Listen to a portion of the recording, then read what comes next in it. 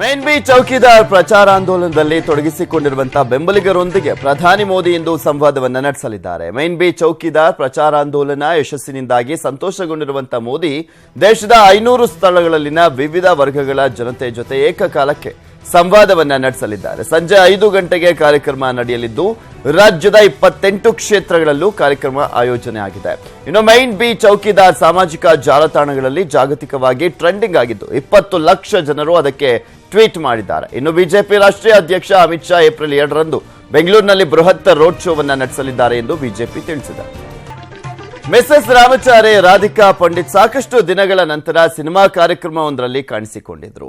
ಈ ವೇಳೆ ಅವರು ನಮ್ಮ ಪ್ರತಿನಿಧಿ ಆನಂದ್ ಜೊತೆ ಮಾತಿಗೆ ಸಿಕ್ಕಿದ್ರು. ತಾಯಿಯಾದ ನಂತರದ ದಿನಚರಿ ಹೇಗಿದೆ, ಸ್ಯಾಂಡಲ್ವುಡ್ ಪ್ರಿನ್ಸೆಸ್ ಅವರನ್ನ ಯಾವಾಗ ನೋಡಬಹುದು, ಈ ಬಗ್ಗೆ ಎಲ್ಲಾ ವಿಷಯಗಳ ಬಗ್ಗೆ ಮಾತನಾಡಿದ್ದಾರೆ. ನೋಡೋಣ.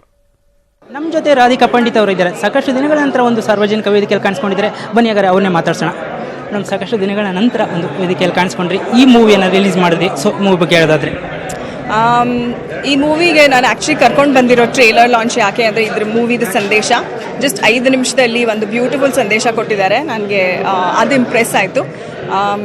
ಸೊ ಅದೇ ಇಡೀ ತಂಡಕ್ಕೆ ನನಗೆ ಆಲ್ ದಿ ಬೆಸ್ಟ್ ಹೇಳೋಕ್ಕೆ ಬಂದೆ ನಾನು ಇವತ್ತು.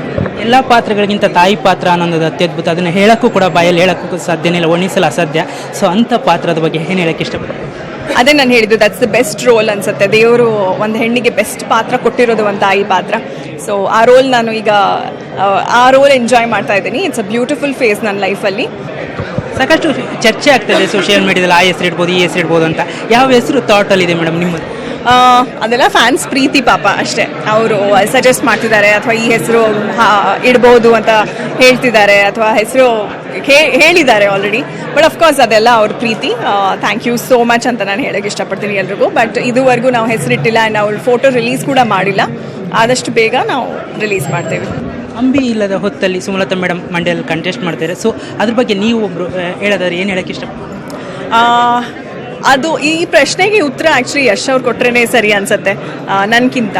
ನಿಮ್ಮನ್ನ ತೆರೆ ಮೇಲೆ ನೋಡಿ 2 ವರ್ಷಗಳಿಗಿನ್ನ ಜಾಸ್ತಿ ಆಗ್ತಾ ಇದೆ ಅನಿಸುತ್ತೆ. ಈಗ ಆದಿಲಕ್ಷ್ಮಿ ಪುರಾಣ ಮೂಲಕ ಬರ್ತಾ ಇದೆ. ಸೊ ಆ ಚಿತ್ರದ ಬಗ್ಗೆ ಹೇಳೋದಾದ್ರೆ, ಆದಿಲಕ್ಷ್ಮಿ ಪುರಾಣ ರೆಡಿ ಇದೆ, ರಿಲೀಸ್ಗೆ ರೆಡಿ ಇದೆ.